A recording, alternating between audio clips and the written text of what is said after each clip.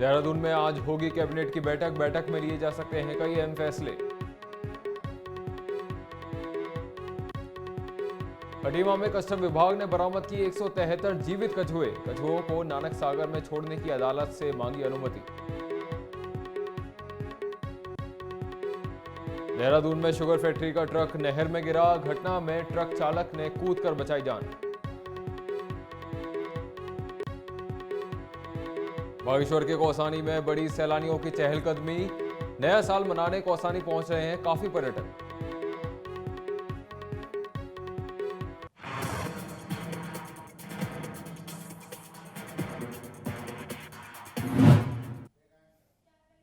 नमस्कार, आप देख रहे हैं न्यूज 31 उत्तराखंड। मैं हूं आपके साथ प्रखर। अब वक्त तो चला है उत्तराखंड बुलेटिन का, तो आइए रुक कर लेते हैं खबरों का।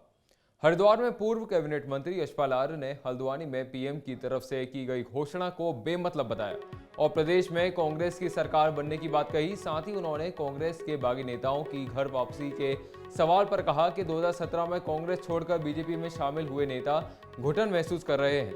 बता दें कि उन्होंने अपने ऊपर किए गए हमले पर कोई कार्रवाई नहीं होने पर नाराजगी जताई और हमले के लिए राज्य सरकार को जिम्मेदार भी ठहराया।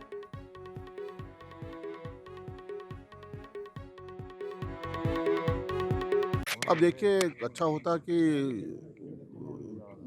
पहले चुनाव से 2-3 साल पहले अगर ये इस तरह की घोषणाएं होती तो धरातल पर दिखाई देती। लेकिन चुनाव जो करीब है, आचार संहिता कोड ऑफ कंडक्ट लागू होना है जल्दी ही, कुछ दिनों में ही। इस तरह की घोषणाओं का कोई औचित्य नहीं है। जनता सब जानती है ये चुनावी शगुफे हैं, चुनावी घोषणाएं हैं। और जहाँ तक विकास की बात है, विकास का जो उनका अवधारणा है बिल्कुल निर्मूल है। कहीं उसकी कोई जगह नहीं, धरातल पर जगह ही नहीं है। खोखले वायदे, खोखले नारे, सबका साथ सबका विकास, ये सारे सारे जितने भी इनकी ये स्लोगन्स हैं, इनका कोई औचित्य नहीं है, न इनमें कुछ भरोसा कर रही है आपके प्रदेश की जनता। बार 2022 के इलेक्शन में कांग्रेस भारी बहुमत से आने वाली है। ये जनता की आवाज़ है, जनता का रुझान है, ये जो माननीय यशपाल आर्य जी ने अभी आपको बताया। जी, आपकी दावेदारी रहेगी इस बार की दोबारा से पिछली बार? जी नहीं, मैं कांग्रेस का सच्चा सिपाही हूँ और कांग्रेस जिसको भी टिकट देगी उसके लिए काम करेंगे। मेरी कोई इस बार दावेदारी नहीं है। दावेदारी इस बार जनता के हक के लिए की लड़ाई कांग्रेस लड़ेगी और कांग्रेस का तन मन धन से पूरा साथ दे करके जनता के हितों की लड़ाई हम लड़ेंगे। रुड़की में बसपा ने कार्यकर्ता सम्मेलन का आयोजन किया, जिसमें भगवानपुर से बीजेपी छोड़ बसपा में शामिल हुए सुबोध राकेश के समर्थन में भारी संख्या में भीड़ पहुंची और साथ ही सम्मेलन में पहुंचे कई लोगों ने कांग्रेस छोड़ बसपा की सदस्यता भी ली। इस दौरान प्रदेश प्रभारी ने बसपा के उत्तराखंड में सभी 17 सीटों पर चुनाव लड़ने और 15 सीटों पर अपना प्रत्याशी घोषित करने की बात भी कही। वहीं इस बीच सुबोध राकेश ने सम्मेलन में पहुंचे लोगों का अभिवादन कर उनका आभार जताया।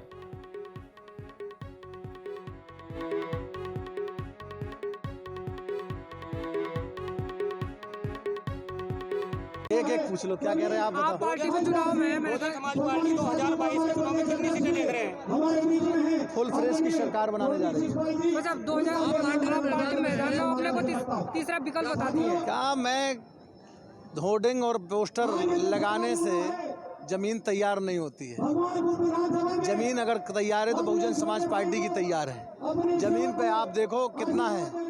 आप भाजपा और कांग्रेस परेशान है कि उत्तराखंड में हो क्या रहा। बहुजन समाज पार्टी का जहां देख रहे वहां जन सैलाब ही सैलाब दिख रहा है। तो ये सैलाब बता रहा है कि किस तरीके सरकार। प्रदेश के मुख्यमंत्री पुष्कर सिंह धामी ने सभी प्रदेशवासियों को नए साल की शुभकामनाएं दी और कहा कि आज साल का अंतिम दिन है और आने वाले नए साल की सभी को शुभकामनाएं। साथ ही उन्होंने सीएम धामी के टारगेट को लेकर पूछे गए सवाल पर कहा कि वो पुराने टारगेट को भी पूरा कर रहे हैं और आने वाले नए टारगेट को भी पूरा करेंगे।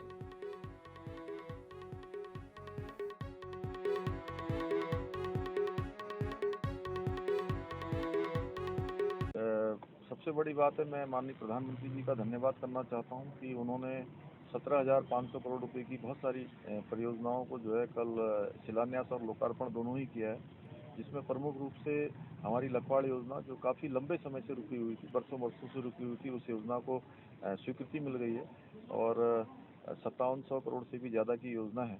इसके साथ साथ एम्स का सैटेलाइट सेंटर का भी कल उन्होंने शिलान्यास किया है, पिथौरागढ़ के मेडिकल कॉलेज का भी शिलान्यास किया है, लगभग 9000 करोड़ रुपए की बड़े हाईवे और रोडों का भी उन्होंने शिलान्यास किया है, एरोमा पार्क का भी किया है।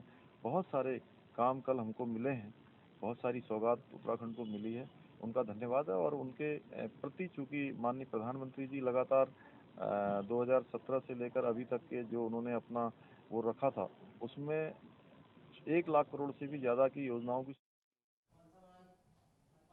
डोईवाला में आज अस्पताल को पीपीपी मोड से मुक्त कराने को लेकर लंबे समय से आंदोलन कर रहे यूकेडी कार्यकर्ताओं ने अस्पताल के बाहर जोरदार नारेबाजी करते हुए रोड जाम किया। इस दौरान पुलिस से आंदोलनकारी महिलाओं की धक्का मुक्की हुई, जिसके बाद पुलिस बमुश्किल महिलाओं को समझा बुझाकर रोड से हटाने में कामयाब हुई।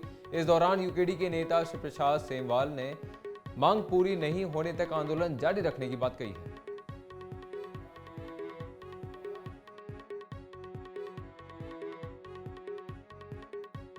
आंदोलन अनुबंध को निरस्त कराने की मांग को लेकर के है और अनुबंध निरस्त कराने तक हमारा ये आंदोलन जारी रहेगा। सीएमओ साहब ने अनुबंध को समाप्त करने की संस्तुति की है अपने उच्चाधिकारियों से, लेकिन हम लोगों ने उन्हें 3 दिन का टाइम दिया था कि संस्तुति के बाद से 3 दिन के अंदर अंदर यह अनुबंध निरस्त होना चाहिए। आज इसका फाइनल डे है। आज अगर अनुबंध शाम तक अनुबंध निरस्त नहीं होता है तो उसके बाद हम लोग सामूहिक रूप से निर्णय लेंगे कि उसके बाद हमारा अगला कदम क्या होगा। अल्मोड़ा में बीते दिन पीपल्स पार्टी ऑफ इंडिया ने विधानसभा चुनाव के लिए उम्मीदवारों की दूसरी लिस्ट जारी की, जिसमें पार्टी के प्रदेश अध्यक्ष डॉक्टर प्रमोद कुमार ने उम्मीदवारों के नामों का ऐलान कर संकल्प पत्र जारी किया। इस दौरान डॉक्टर प्रमोद कुमार ने कहा कि उत्तराखंड की कुल 70 विधानसभाओं में से पार्टी अब तक कुल 22 उम्मीदवारों के नामों का ऐलान कर चुकी है। साथ ही उन्होंने भाजपा और कांग्रेस पर निशाना साधते हुए उन पर प्रदेश को छलने का आरोप लगाया।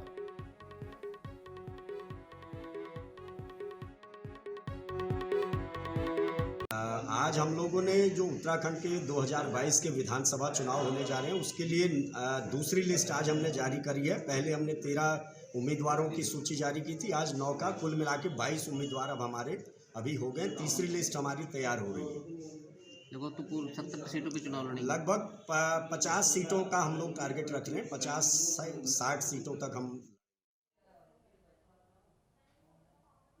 नैनीताल में बीते दिन आरा होटल्स ग्रुप के मैनेजिंग डायरेक्टर अंशु मलिक ने उत्तराखंड से पलायन को रोकने के लिए और प्रदेश में युवाओं के रोजगार के लिए एक नई पहल शुरू की है। बता दें कि पत्रकारों से बातचीत करते हुए अंशु मलिक ने बताया कि आरा होटल्स ग्रुप प्रदेश में एक हफ्ते के अंदर 10 होटल खोलने जा रहा है, जिसकी एक शाखा नैनीताल में खोली गई है, जिसमें वो सिर्फ 3 महीने के अंदर 500 युवाओं को बेहतर सैलरी पैकेज में रोजगार देंगे। साथ ही उन्होंने आरा होटल्स ग्रुप को उत्तराखंड की संस्कृति को साथ लेकर चलने की बात कही। सर, जैसे मैंने आपको बताया, आरा ग्रुप एक दुनिया के सबसे बड़ा ग्रुप बन के आ रहा है, इमर्ज कर रहा है। अभी हम 1-1.5 महीने में अपनी 70-80 प्रॉपर्टी डिक्लेयर कर देंगे हिंदुस्तान में माध्यम से। और रोजगार, अब कोरोना क्या, अब क्या कोरोना सर, अपने सरकारों ने इतनी मेहनत करी, अच्छी मेहनत करी, अब कोरोना क्या आएगा, अब टैकल कर लेंगे, अब बस प्रगति है बस।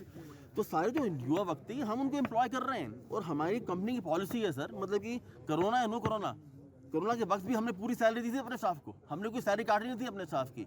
तो बस मिल के आगे बढ़ते हैं, इसको उत्तराखंड को सुदृढ़ से बढ़िया बनाते हैं। हम सारे क्षेत्र में आ रहे हैं, पूरे हिंदुस्तान में आ रहे हैं, पूरे वर्ल्ड के अंदर आ रहे हैं, ग्लोबल, ये हमारा ग्लोबल ब्रांड है। बट उत्तराखंड से हमारा एक मेरा निजी प्यार है।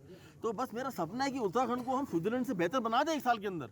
और पर्यटक चोपड़ा साहब, क्या जो 3 करोड़ 3.5 करोड़ पर्यटक आए थे, ये संख्या 7 करोड़ जानी चाहिए 1 साल के अंदर।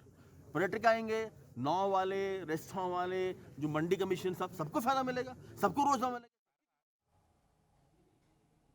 यमकेश्वर में द्वारिखाल के ब्लॉक प्रमुख महेंद्र सिंह राणा ने जनता इंटर कॉलेज पोखरी में गरीब छात्राओं को पढ़ाई लिखाई के लिए सामान बांटे। वहीं बता दें कि ब्लॉक प्रमुख पहले भी यमकेश्वर की सभी स्कूलों में गरीब छात्राओं को पढ़ने का सामान बांट चुके हैं। साथ ही उन्होंने 1500 गरीब बच्चों को गोद लेकर उनकी पूरी पढ़ाई का खर्च भी उठाया है। इस दौरान महेंद्र सिंह राणा ने सभी के सहयोग मिलने से इस काम को जारी रखने की बात कही है।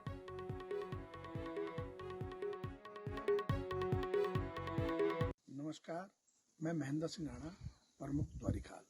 आज यमकेश्वर विधानसभा के अंतर्गत दुगड्डा ब्लॉक में जनता इंटर कॉलेज पोखरी में बच्चों से रूबरू होंगे। जो मैंने जरूरतमंद बच्चे जिनको गोद लिया है उनसे वार्ता होगी, गुरुजनों से वार्ता होगी और किस तरह से हम और विचार विमर्श करके बच्चों के भविष्य के लिए किस तरह से और हम व्यवस्थाएं बना सकते हैं, इस बारे में चर्चा है। और मेरी एक छोटी सी पहल, मैं उनकी किस तरह से उस क्षेत्र को और अच्छा कर सकूं, मैं हमेशा उन बच्चों के साथ हूं, उन गुरुजनों के साथ हूं और बड़े अच्छे सुझाव मुझे उन बच्चों से मिले, उन गुरुजनों से मिले और मेरा प्रयास रहेगा उन सुझावों पे अमल करना और बेहतर बनाना।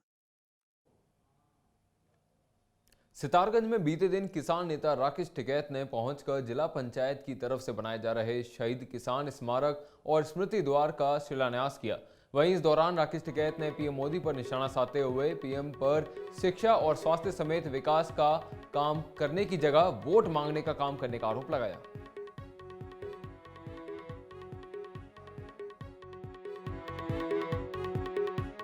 शहीद स्मारक, शहीद जो पथ है वो यहाँ पर बना और इनका धन्यवाद है गंगवार साहब का।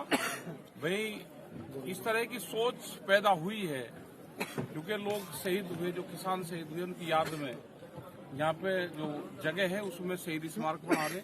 आने वाले टाइम पे यहाँ पे लोग देखेंगे और गुरु घर पास में है तो दोनों चीजें यहाँ पर ठीक चलेगी। देश में वोट कैसे मिलेगी उस पर काम हो रहा है। उत्तराखंड बुलेटिन में फिलहाल के लिए इतना ही। बाकी तमाम खबरों के लिए देखते रहिए न्यूज़ 31 उत्तराखंड। धन्यवाद।